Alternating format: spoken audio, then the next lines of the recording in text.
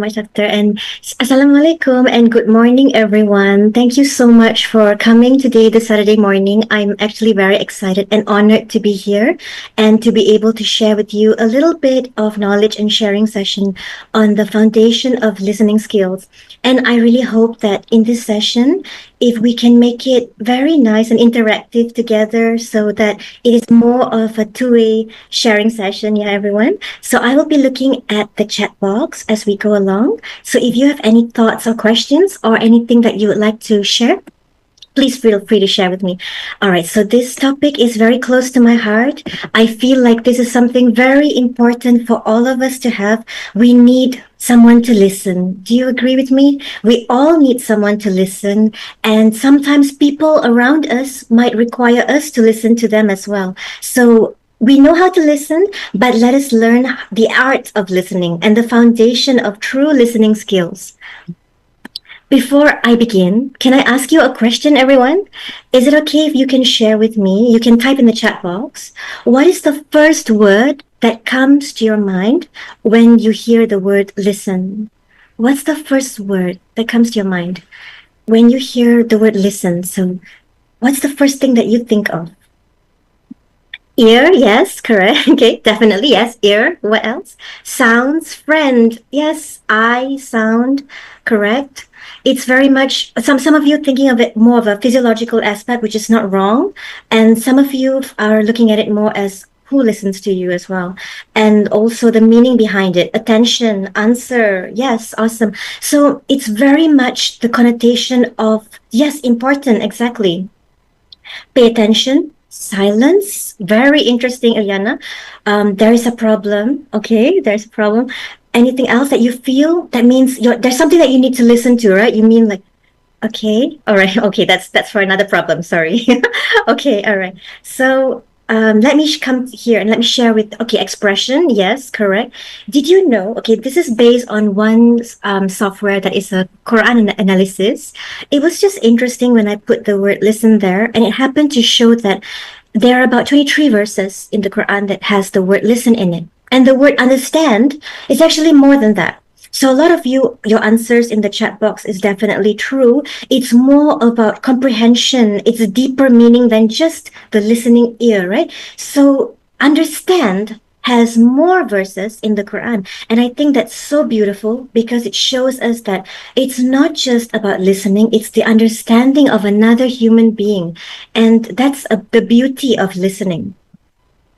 So have you heard of this particular technique called heart-centered listening? Can I ask every one of you to do something for me? Can we do this together, everybody? So can you close your eyes for just like a few seconds? Let's do this together, truly. Once you close your eyes, shift your focus to your sense of hearing. Imagine you are not just hearing with your ears, but you are listening with your heart and your soul. Let the sounds flow to you without any judgment or analysis. Let's do this together for just a few seconds. Okay, so I'm going to be silent and listen with your heart and your soul without focusing too much on your ears. All right, so I'm going to be silent for a while. Let's do this for a few seconds. Remember to close your eyes.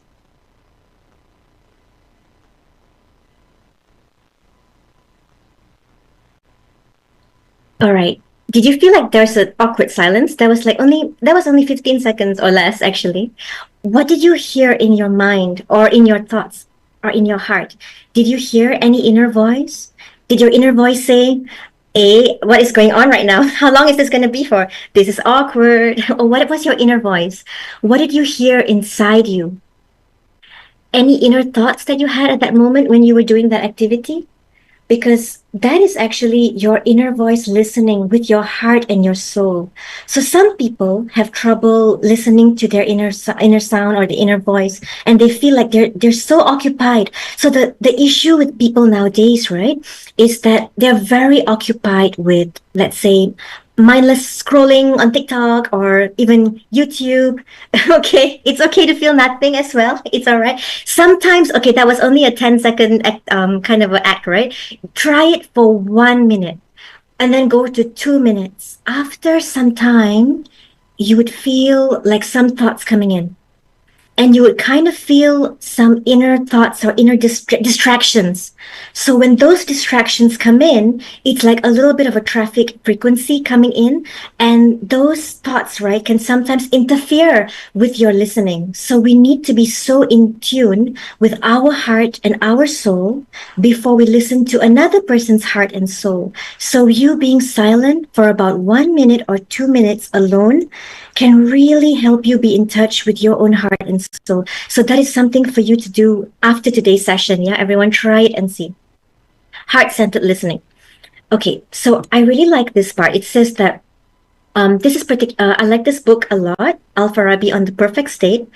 Al-Farabi emphasizes that humans are naturally social beings. We are social creatures, everybody. We have an intrinsic desire to live in a social setting with communities. And sometimes we need to learn how to communicate and cooperate, but he also says effective listening enables us to understand one another. And that forms a very harmonious relationship, right? And when you listen attentively, you can align your actions for common good, and you go into the state called flourishing.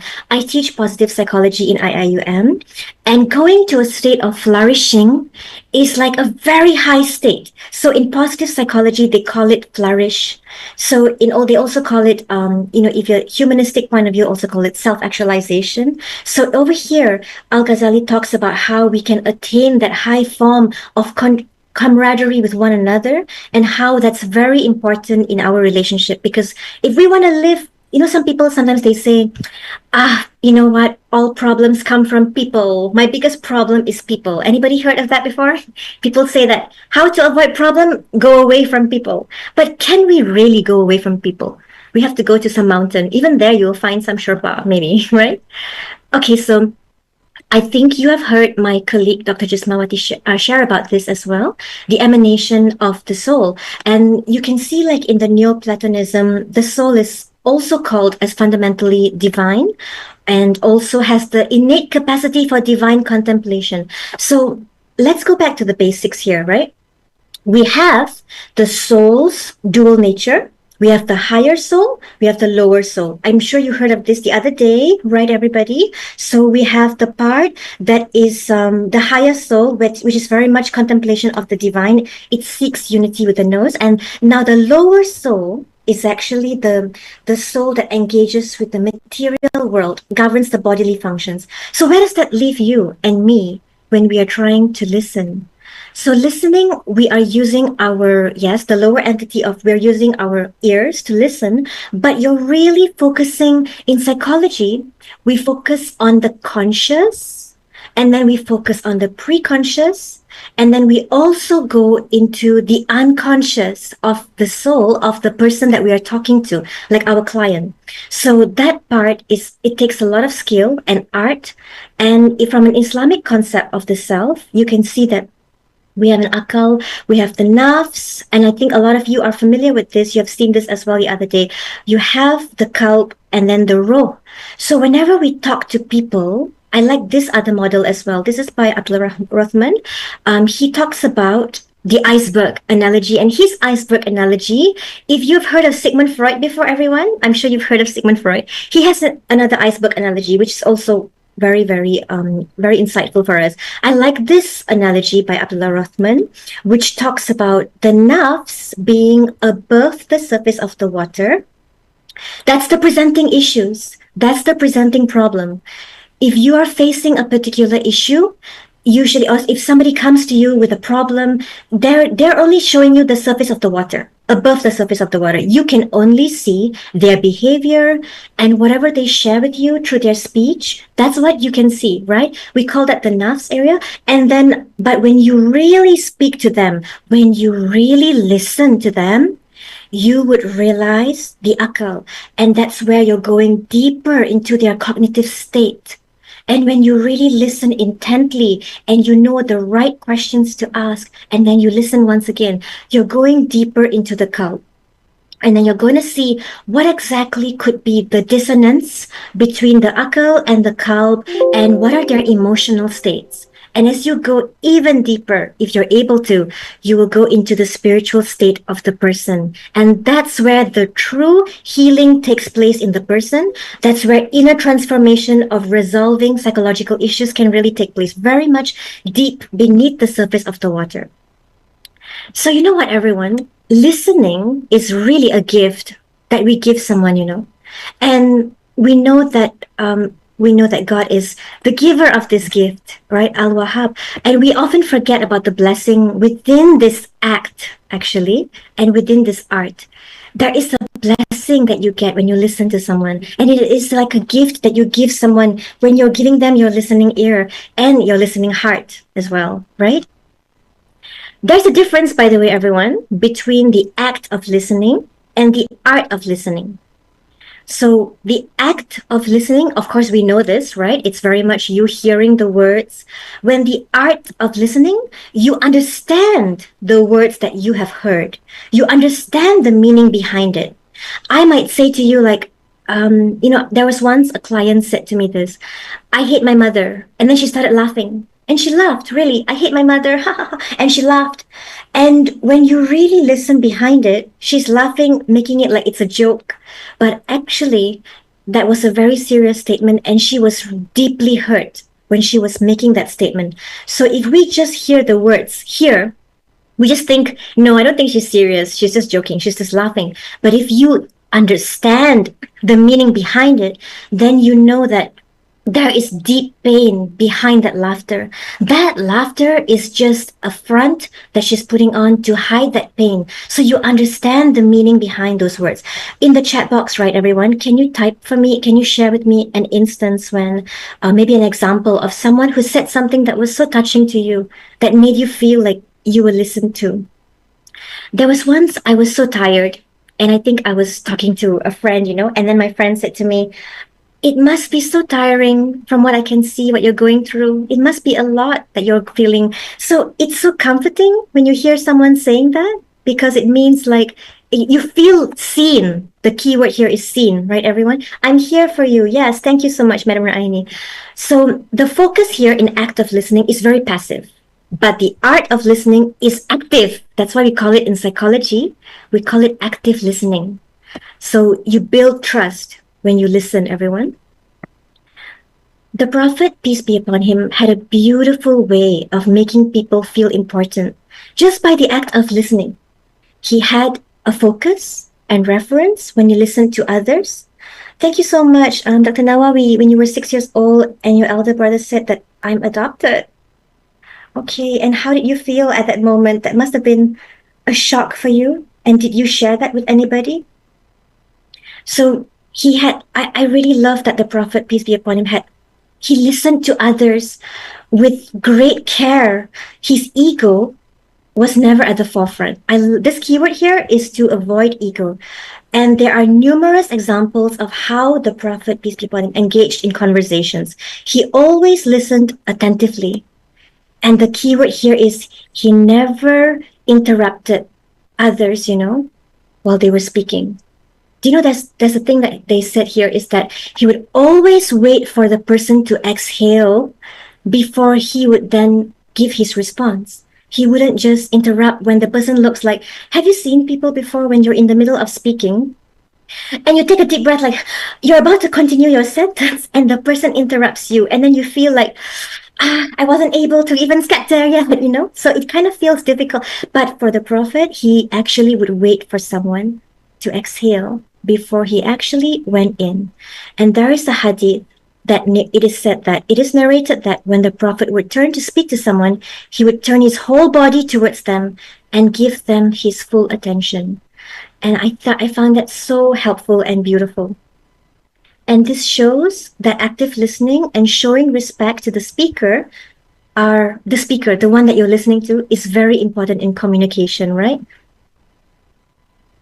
Okay, I like this other example here. Prophet Muhammad, peace be upon him, another example, the Prophet was known for his exceptional patience and attentiveness when listening to people. So he would give his full attention, maintain eye contact, and wait for people to finish speaking before responding. So you can see the example in the Quran. Allah commands the Prophet to listen attentively to those who seek guidance, and do not drive away those who call upon their Lord morning and afternoon, seeking his face.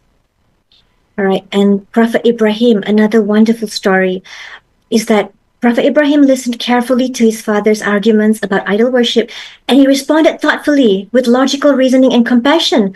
A lot of times, when we see someone doing something wrong, we tend to get into, we're worried for them. We have a very good intention, and we're kind of worried for them.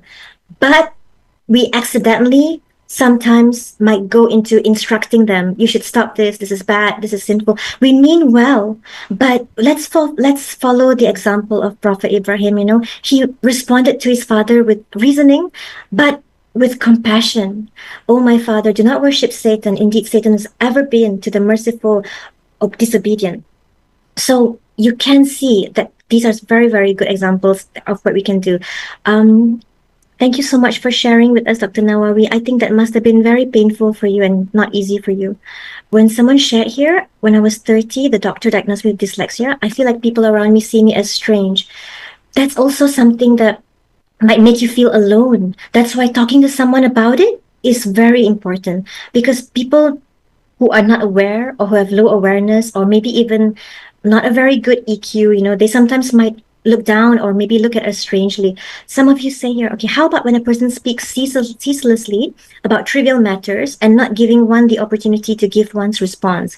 That's a very good point, Aisha. I think when someone is speaking nonstop about things that are not important, I think that's when you could very politely dive into the conversation, when they take a pause and then slowly kind of like shift the course of and the direction of the conversation. Because I have been in those kind of situations before. For me, talking trivial matters and ceaselessly can be like gossip as well, talking negatively about another person. And usually what I would do is I would say, let's talk about us right now, what we are going through. Tell me about you, what's happening with you. So I slowly steer the conversation a little bit.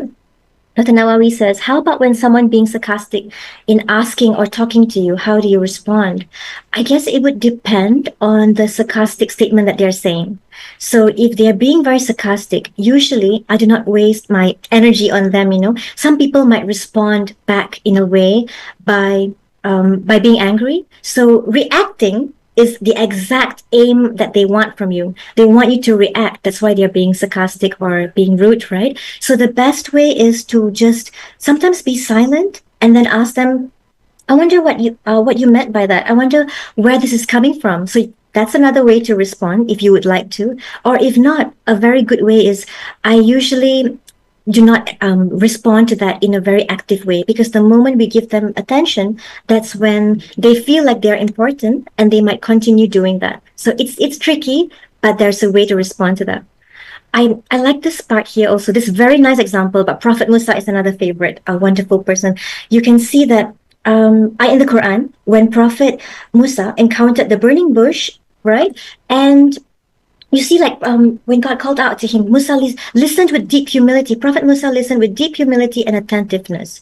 So here it says that, and when he came to it, he was called, O Musa, I am your Lord. So remove your sandals. Indeed, you are in the sacred valley of Tuwa, in the Surah Taha 20:11-12. So Prophet Musa stopped and fully engaged with the divine message, demonstrating respect and submission.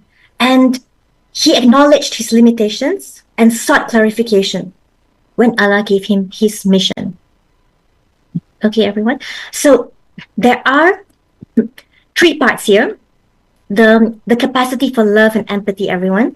The Neoplatonic concept is the soul's innate longing for the divine, fosters love and connection to others. The Islamic perspective is ihsan and rahmah are emphasized as acts of love and compassion.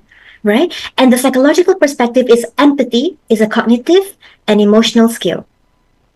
Okay, let's get right to it, everyone. Part number 1, attending and empathy skills. Okay, so the first part of the basics of listening is empathy and attending skills. These skills are talking about being fully present physically and mentally, and you actively listen and understand another person's feelings. Some of them say it's almost as if you are opening the door into someone's thoughts and heart and world. You enter their world and you see what it's like. You don't have judgment, you're just observant, and you give them a very nice gesture of compassion. There are three types of empathy, everyone. Okay, so I think I should share with you, well, first of all, what is empathy? Empathy is when you put yourself in another person's shoes. It's as if I remove my shoes right now, I ask you to remove your shoes, I place my feet in your shoes, and I feel this is what it feels like to be you. This is what your world looks like. So that's the power of empathy when you are able to put yourself in another person's shoes. It's a gift, actually, of feeling another person's emotions when you can really embody that. So, somatic empathy means you are able to mirror and observe. You are really able to observe somebody else's physiological responses. So somatic is very much physiological in your body. Maybe sometimes when a person is nervous, they might do this. They might do this. They might avoid eye contact. That's very much somatic on empathy. You're able to really respond to another person's emotional state by looking at the tension in their body and what you're looking at physically. Affective empathy is very much an emotional empathy. You are resonating with the emotions in their responses. You are really, really trying to resonate with that. You're trying to see the emotion that they're having. And I agree with Dr. Nawawi as well.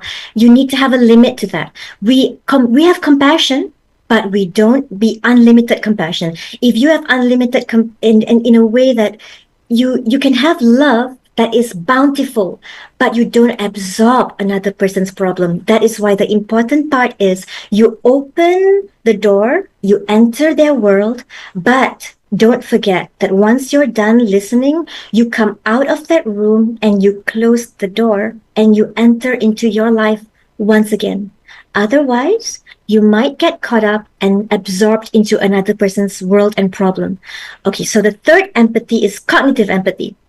You can intellectually understand where the other person is coming from. If I say to you that I'm just so tired of life right now, it is so difficult for me. So most people, if it's me when I was younger last time, I think the usual response I would say is, don't be so tired, don't think that way, life has so much for you.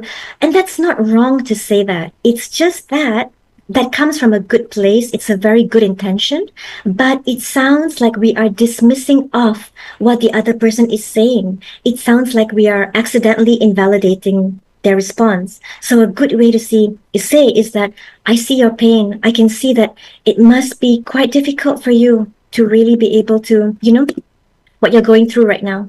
Can I share this example with you, everyone? I'm going to share a video with you, and this is a very, very nice video, and I would like you to have a look at it, right? Tell me if you can hear it as well.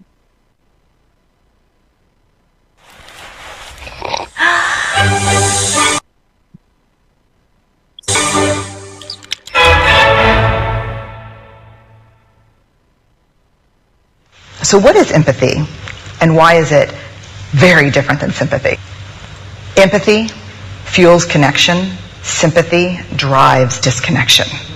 Empathy, it's very interesting. Teresa Wiseman is a nursing scholar who studied professions, very diverse professions where empathy is relevant, and came up with 4 qualities of empathy. Perspective taking, the ability to take the perspective of another person or recognize their perspective as their truth. Staying out of judgment, not easy when you enjoy it as much as most of us do. Recognizing emotion in other people and then communicating that. Empathy is feeling with people. And to me, I always think of empathy as this kind of sacred space when someone's kind of in a deep hole and they shout out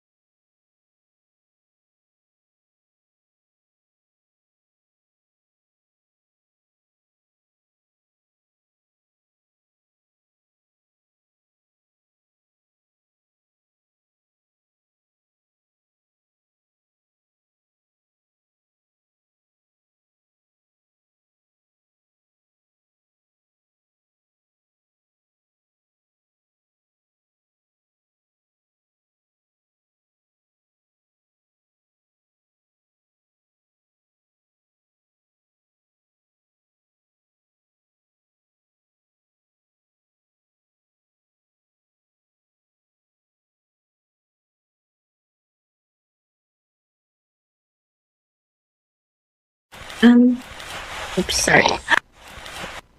All right. Thank you so much, everyone, first of all, for watching that video. And I think I have some really nice responses here. So I'm just going to take this one first before I go to Dr. Bashir as well, right? So, Husna, thank you for sharing that. When you have a family member or a friend who's like in distress, and then you feel like mirroring them can make you feel like a discomfort. So remember, somatic empathy doesn't mean that we now start to become in distress because the other person is in distress. It just means that you're kind of, the mirroring here doesn't mean that you adopt their distress. The mirroring here means that if they're very down and they're very sad and they're kind of looking downwards, you're kind of mirroring that particular physiological response, but not adopting their distress. So that means that you're able to observe physically what they're doing, their body language. So you're kind of mirroring that. You're nodding. If they're nodding, you can see that they're quiet. So you make your voice a little quiet as well. It's more of that kind of mirroring, not the mirroring that we adopt their distress, because that can actually go into compassion fatigue, which is what I think Dr. Bashir was talking about that over there. Compassion fatigue, yes.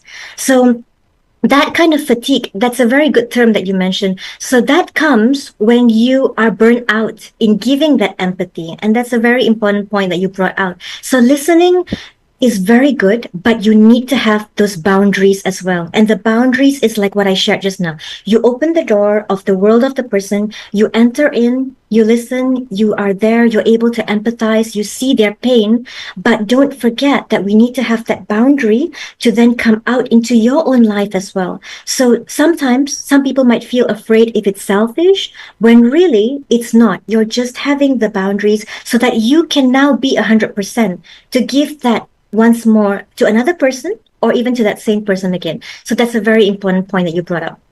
Remember, empathy is a valuable skill. And remember in the video just now, she said that it's very rare that a response can actually just make everything go away and make a person feel better completely. It's just you being present there.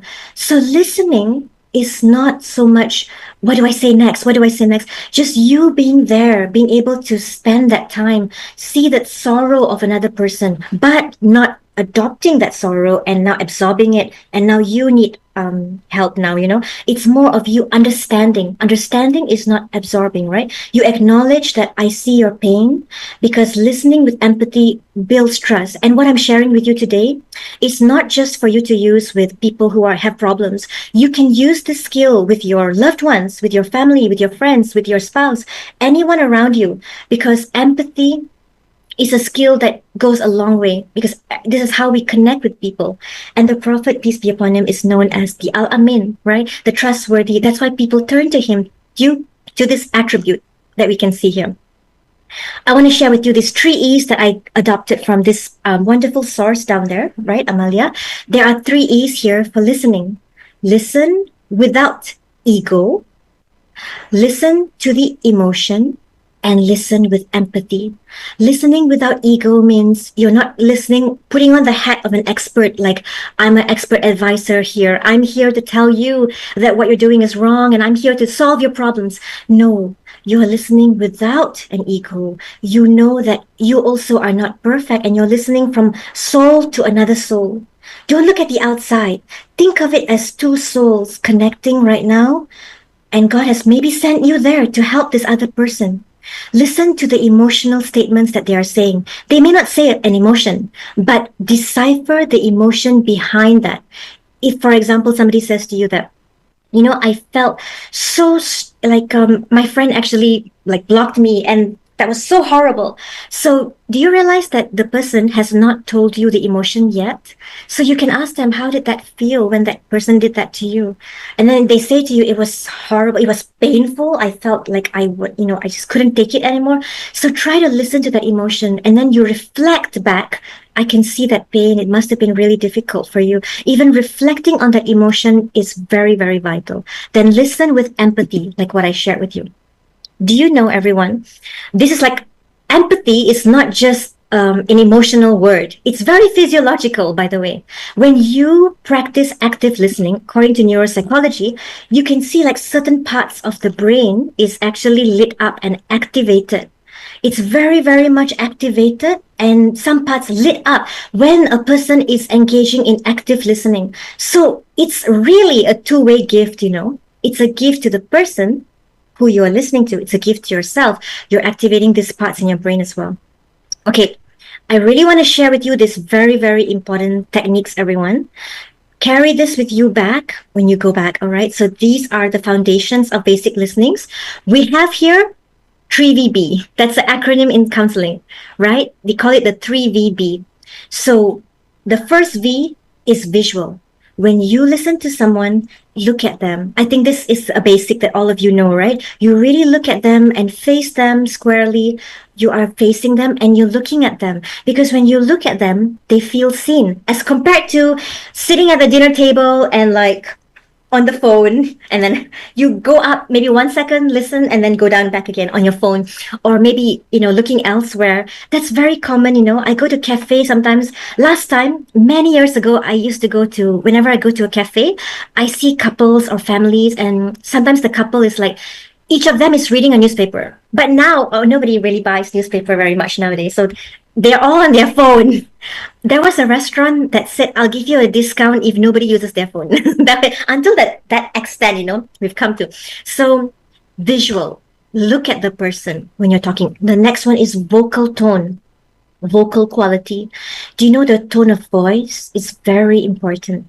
The way you channel your voice, use it with compassion, love, and empathy. When your vocal tone is calming and love and compassion, even that is a very important tool that can make a person feel like they're listened to. Like there are so many ways we can do this. If somebody says to you that that was so hurtful, you know, when my friend blocked me and like she just ghosted me and I don't know what's happening anymore. So you could say, that made you feel sad. I can see that made you feel sad. But if I say it in this way, that made you feel sad, can you see how condescending the second one was? So the way you use your vocal tone can indicate your compassion and your understanding of that person. And then you come to the other V, it's called verbal tracking.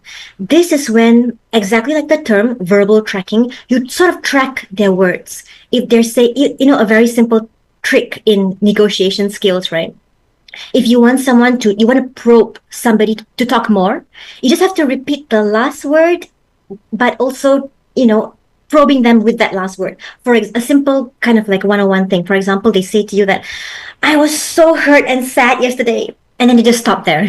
So one way to probe a little bit more to listen is to say to them, you felt sad yesterday? I can see that must have been hard. You felt sad. So repeating a little bit of the key word there, and then probing them with your body language of nodding a little bit, and then looking at them. All of these things can really probe somebody to speak more. Now, they might say, I'm going through this, I got 5 things, so many things I'm going through.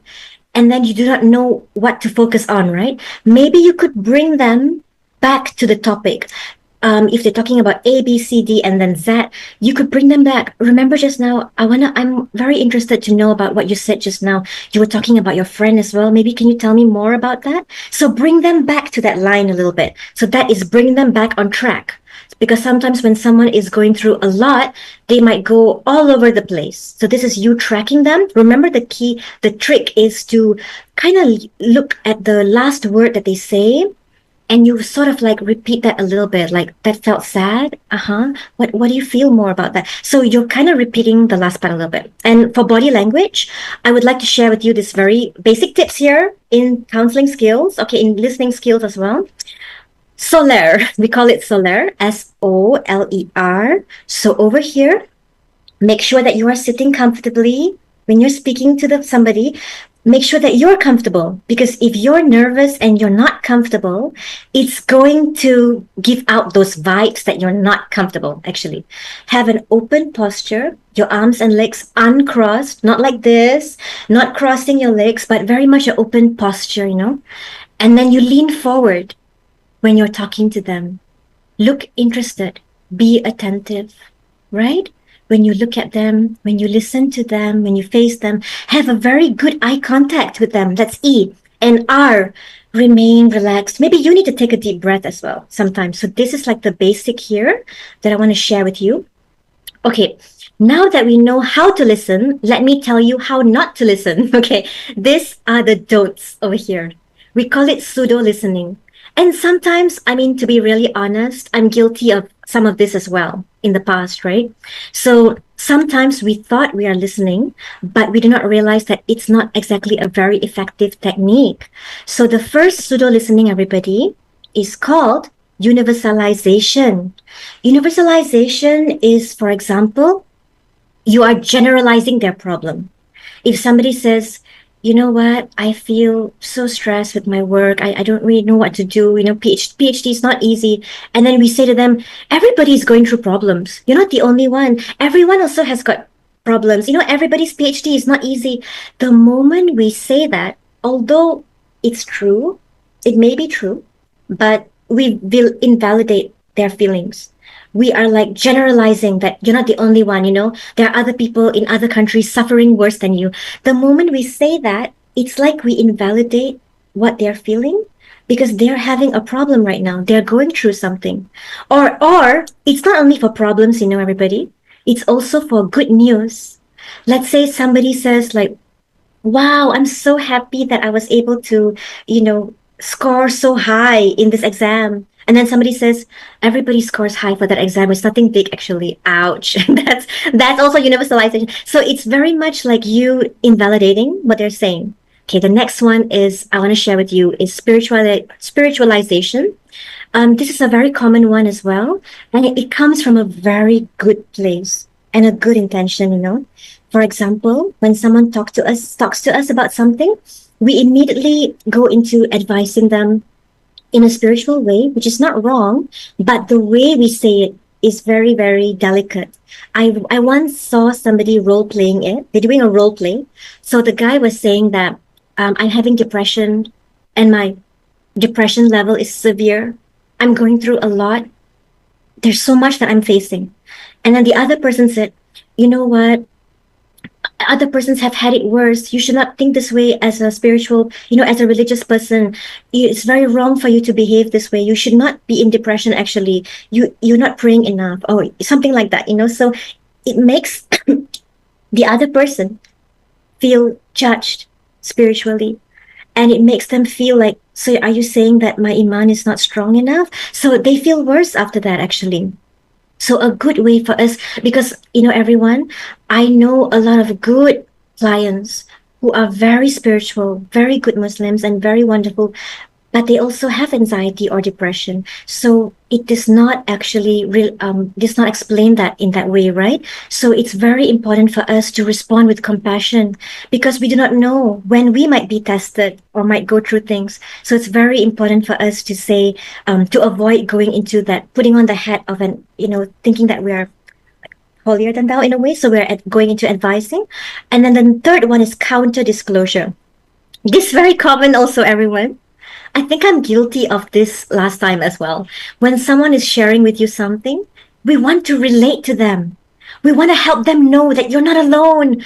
I went through that before. So it's good to say that. But sometimes we can accidentally go into talking about ourselves.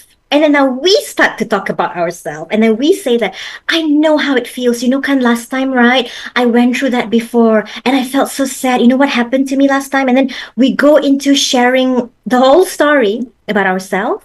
And then we take over the whole conversation. And that's not a very good helpful thing because now we made it all about us.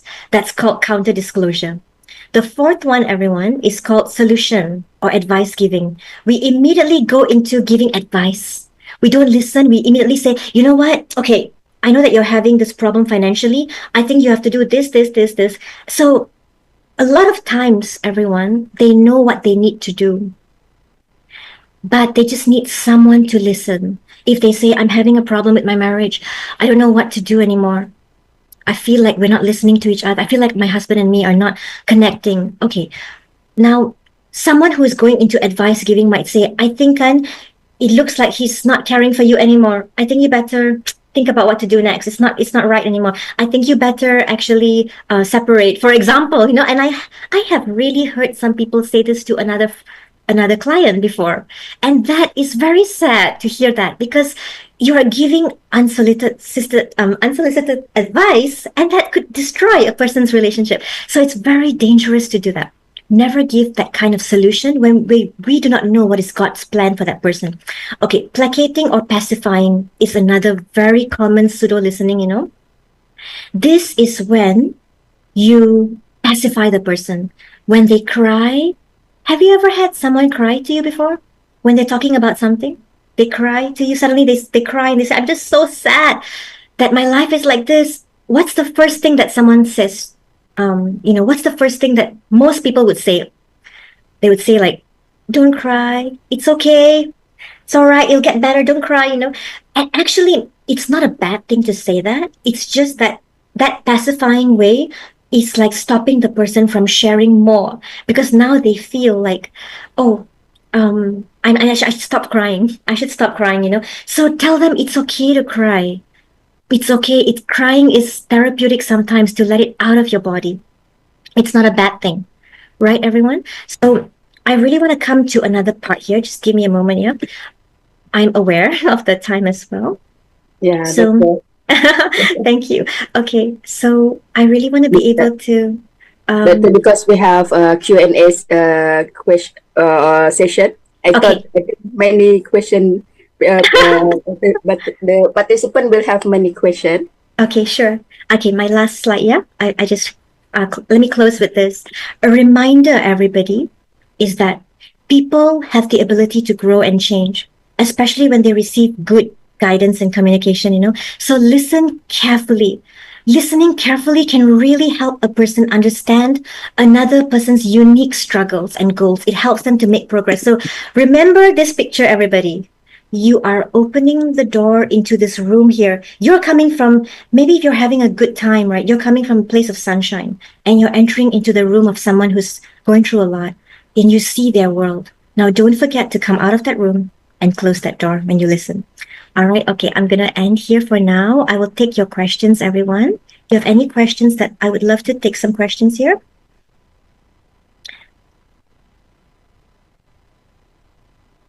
You can also raise up your hand. Yes. So that doctor can see visual direct question. Yes.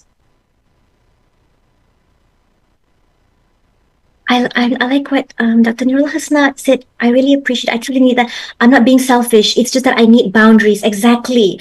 I think the key word here is selfish. When I read the news, sometimes I feel sad. I feel very affected, actually. And then what I do is, normally I will pray for the person I'm reading. Somebody got accident. Somebody this. What's happening around the world? I would pray. And sometimes I do admit, sometimes it played in my mind, even when I'm bathing, when I'm sleeping. Sometimes there was even a nightmare. That's how I know, I need to have some boundaries right now. I think I'm absorbing too much. That's when I release it out. And for me, I release in prayer. And for me, when you're praying and you had a dua, it really feels so nice that you release it out to God, and then God will take care of that person and that situation, right?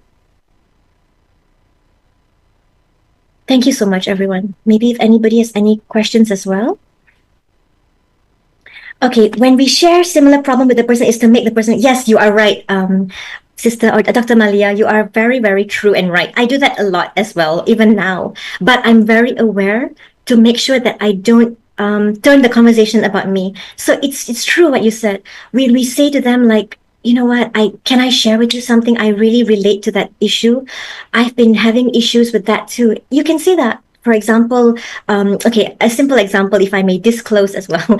I had to shift my things many times, shift house, shift room and everything. So I had a client who was saying it was so stressful for her to have to shift within this month.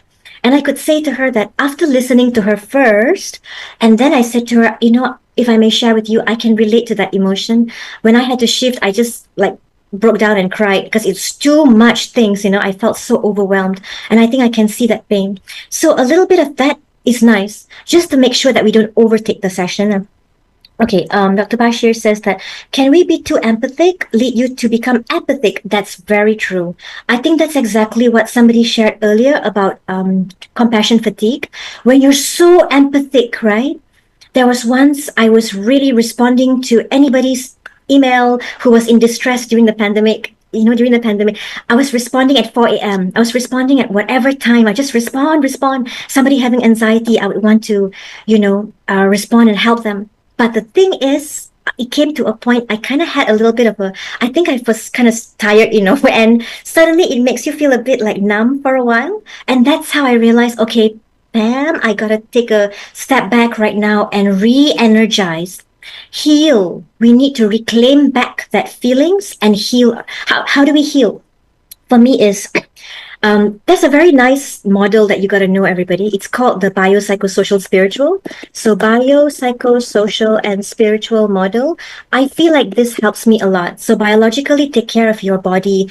I know it sounds cliche, but truly it helps when you go for a walk, when you psychologically talk to somebody, talk to someone about it, listen to music, pray. Okay, so socially interacting with people, spiritually listening to something that is like a spiritual message is very helpful as well. Let me share the last slide. Somebody wants to share the last slide. Do you mean this one?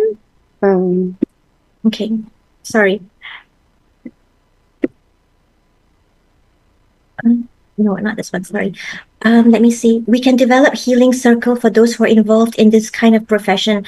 Very, very true. That's very true. Actually, in psychology, we have something known as a debriefing session. So psychologists also, actually, we need a debriefing session, psychologically heal from it. So you're right. We need a group settings. We do it in a group setting as well. So I like this slide here. It talks about how people have the ability to actually grow, right? So this is the one here. Okay. Doctor? Yeah, sorry. We have passed the time. Okay, Inshallah, alright. this slide we will share with the participant, all the participants. Okay. Inshallah. Thank you so much. I know that because it's regarding the psychology, there is many questions, many problems. So that is very interesting. Thank you so much. I think it's not enough for 1 hour. Yes. Thank you so much, everyone. You've been wonderful. Thank you.